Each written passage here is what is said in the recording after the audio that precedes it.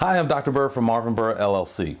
I'm also a facilitator of using love and logic in the classroom. Now, let me tell you what this program will do for you as a teacher. It is going to reduce your stress level. It is also going to allow you to execute that wonderful lesson plan that you spent hours creating without any hindrances.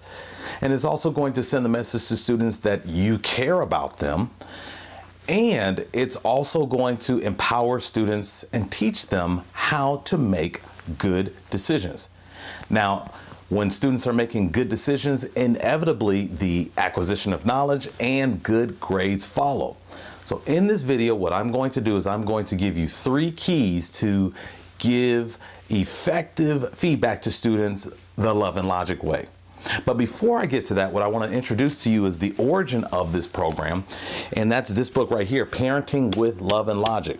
You see, this program began with 2 gentlemen who were putting together a program to help parents who were struggling in helping their students make good decisions and just overall raise them correctly using research-based practices. And that's exactly what this is. You know, I was actually introduced to this myself because I am a parent of 2 3-year-old twins. And so my wife and I, we were looking for some strategies to help us. And that's how I became introduced to this program. And so I definitely recommend to you this book if you are a parent or you know of any parents who are looking for some different strategies to, you know, once again, just reduce the stress and empower the children to make either good or bad decisions. Good decisions we praise, and the bad decisions we reflect on, and the students learn from those poor decisions. So let's begin. 3 keys to giving effective feedback the love and logic way. Number 1 is you want to make sure that you preface your feedback correctly. Especially don't use negative absolutes such as you never come to class on time or you always turn your work in late. Don't do that, because when you do that, that puts the student on the defensive, and they're thinking in their mind as you're talking, they're thinking about that time when they did come to class before the bell. And they're thinking of that time that they did turn in their work by the due date. And also what that does is that invites an argument. And in Love and Logic, we teach that teachers should never, ever, ever engage in an argument with the student. So prefacing correctly means you're simply using helpful observations to start a conversation. Here's one. I noticed that it seems like you're having some trouble coming to class on time. Can we talk about that? Now notice that statement was filled with a lot of empathy, and it puts the focal point on the fact that the student came to class tardy. Now, if there's a legit reason for that, we can discuss that. And if they don't have a legit reason as to why they're coming to class late, then the student can reflect on that and determine how they can make better decisions to get to class on time.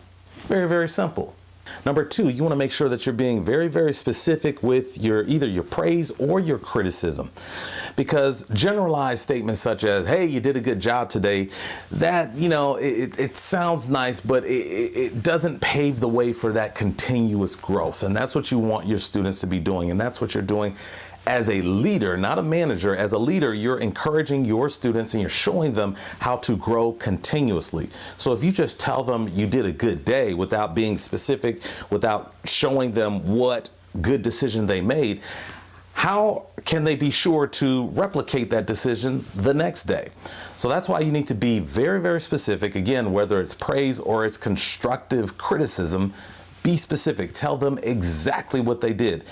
And you know, the other thing that does too is that shows them that you cared enough to pay attention to what they were doing in class. Number 3, you need to make sure that your feedback is timely. I know that this can be very difficult at times, especially if you have 20+ students in your classroom, but it's very, very important that they get that feedback very quickly, because as the more time that passes, the less impact that feedback has on the students. Because as I mentioned before, it's about continuous improvement. Well, there you have it. 3 keys to give effective feedback to students. I would love to come to wherever you are and spend some time with you and your teachers and show them the magic of using love and logic in the classroom. You can contact me at Byrd on Twitter. You can go to the website marvinbyrd.com. Would love to hear from you. Can't wait to hear from you.